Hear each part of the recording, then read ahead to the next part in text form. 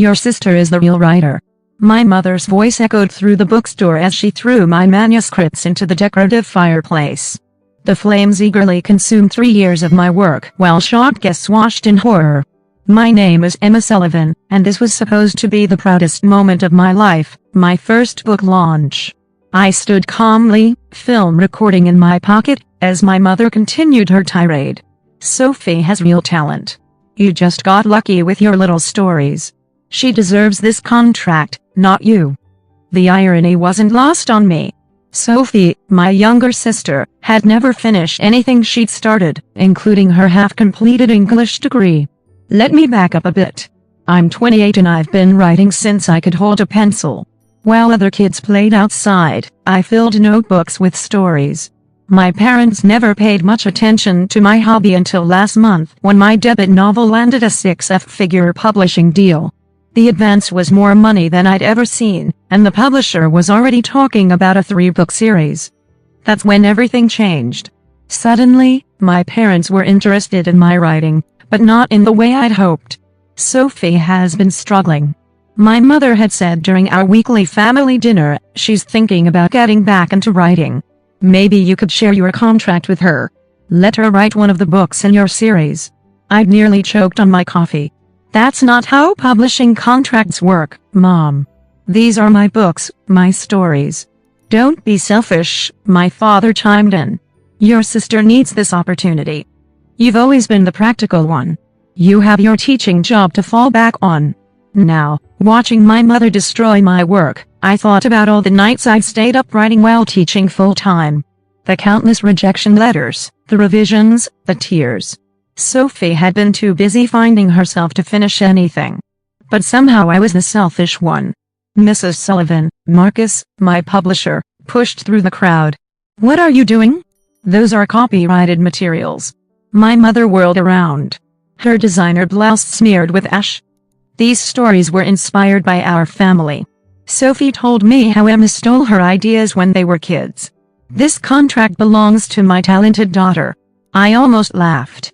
The only thing Sophie had contributed to my stories was being the perfect example of what not to do with your life. "That's enough." A sharp voice cut through the chaos. Catherine Williams, my literary agent, stepped forward. "Security, please escort Mrs. Sullivan out." And someone called the police. "Police?" My mother's face pulled. "This is a family matter. Emma, tell them to stop." I finally spoke, my voice steady. "No, Mom. This stopped being a family matter when you decided to publicly destroy my work."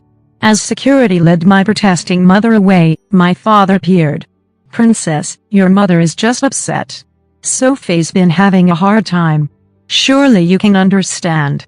"Mr. Sullivan," Catherine interrupted. "I suggest you leave, too. Your daughter's publisher will be in touch about the damages." The room buzzed with whispers and phone cameras. My launch had turned into a viral spectacle. But strangely, I felt relieved. Years of being the practical one, the responsible sister, the one who had to sacrifice for Sophie's dreams, it all ended tonight. Marcus approached me, his face concerned. "Emma, I am so sorry. Are you okay?"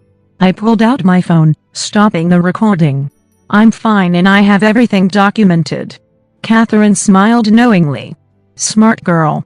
But what about your manuscripts?" Now it was my turn to smile. Those weren't my real manuscripts. They were old drafts I kept for the launch display. Everything important is safely backed up, including the next 2 books in the series. The shock on everyone's faces was priceless. They'd expected tears, drama, maybe even a breakdown. Instead, they got calculated preparation. Years of dealing with my family had taught me to always have a backup plan. My phone buzzed. "Sophie calling." I declined it and turned to Marcus. "I believe we have a book launch to salvage." He grinned, already seeing the marketing potential. "This is going to make one hell of a story." As the guests began to settle back down, I caught my reflection in the bookstore window.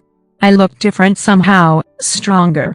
My mother had tried to destroy my dream, but she only succeeded in setting fire to her own illusions about controlling my life.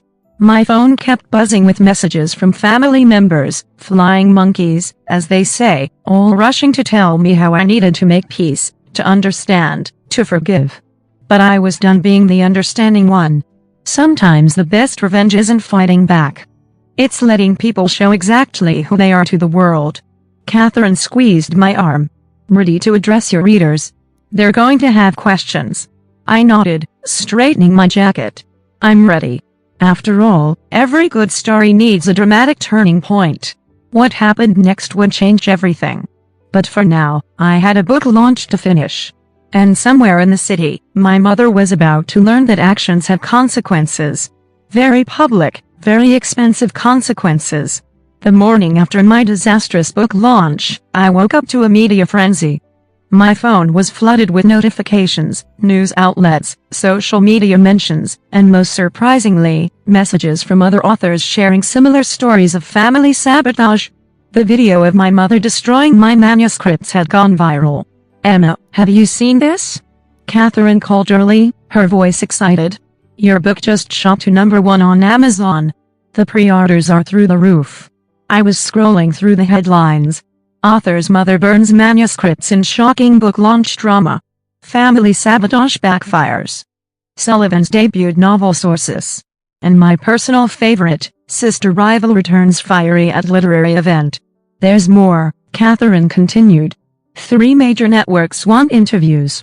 They're calling it the rite of passage. The story of an author rising from the ashes of family betrayal. I hadn't planned on this level of attention, but my mother's actions had turned my quiet book launch into a cultural moment. People weren't just interested in my novel anymore. They were invested in my story. The doorbell rang. Another flower delivery, this time from my old writing group with a note reading, "Your mother lit a fire, but not the one she intended." They weren't wrong. My phone buzzed with a text from Sophie. "Mom's devastated. How could you let them arrest her? This is all your fault." I hadn't actually pressed charges, but my publisher had different ideas. The police had released her with a warning, but Marcus was pursuing legal action for destruction of intellectual property and disruption of a commercial event. Another text followed. She was only trying to help me. "You know, I've always wanted to be a writer." I thought about Sophie's writing career, the unfinished stories, the abandoned blog, the creative writing classes she dropped. Meanwhile, I'd written my novel during lunch breaks at school, late nights and weekends. Every word earned through sacrifice and determination. The landline rang, my parents' last resort since I blocked their numbers on my cell. I let it go to voicemail. "Emma, honey," my father's voice cracked.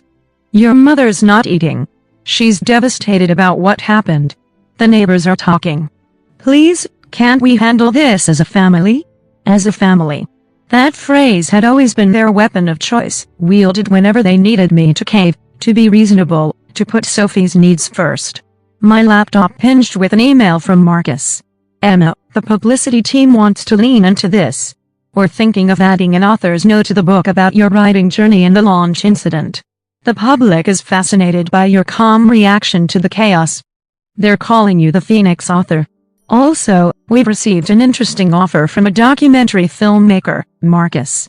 I was crafting my response when Catherine called again. "Turn on Channel 5 now." My mother was on the local news, standing outside their house in her perfect pearl necklace, tears streaming down her face. "I only wanted what was best for both my daughters," she sobbed.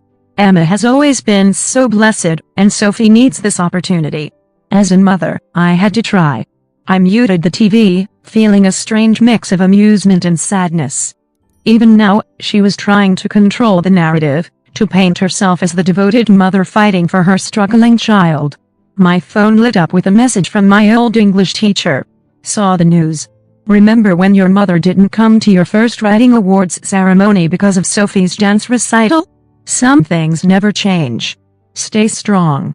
She was right. Nothing had changed except me. I opened my laptop and began to write, not for my next book, but for myself. "Dear Mom and Dad, for years I did my light to make Sophie shine. Every achievement came with guilt. Every success with the obligation to share. But here's what you never understood. My stories were never about the family. They were about escaping it. You didn't create a writer when you burned my manuscripts. You freed one, Emma. I didn't send it. I didn't need to. The next morning, Publishers Weekly announced my book had broken pre-sale records. Sometimes the article read, "An author's real story is more compelling than their fiction." My phone buzzed again. Sophie calling for the 20th time. This time, I answered. "How dare you do this to our family," she started. "Mom's a mess, Dad's furious, and my friends keep sending me that horrible video." "Sophie," I interrupted calmly. "I have to go. I have a meeting with the documentary team." "Documentary about what?" "About how our mother's attempt to burn my future only made it brighter." I hung up, feeling lighter than I had in years. The manuscript fire had burned away more than paper. It had incinerated the last traces of my need to please them. Marcus was right. This would make one hell of a story. But it wasn't over yet. Not even close. 3 months after the infamous book launch, my life had transformed in ways I never imagined. My novel Phoenix Rising, ironically about a woman breaking free from toxic family expectations, had spent 8 weeks on the New York Times bestseller list. The documentary about the manuscript burning incident titled Rite of Passage was generating Oscar buzz in the documentary category. But the biggest change wasn't the success, it was the silence.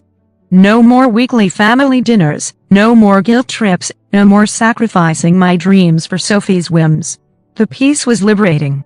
That peace was interrupted one morning by an unexpected email from my father. "Emma, your mother hasn't been well. The video keeps circulating and she can't leave the house without someone mentioning it. Sophie lost her job because her boss saw the news.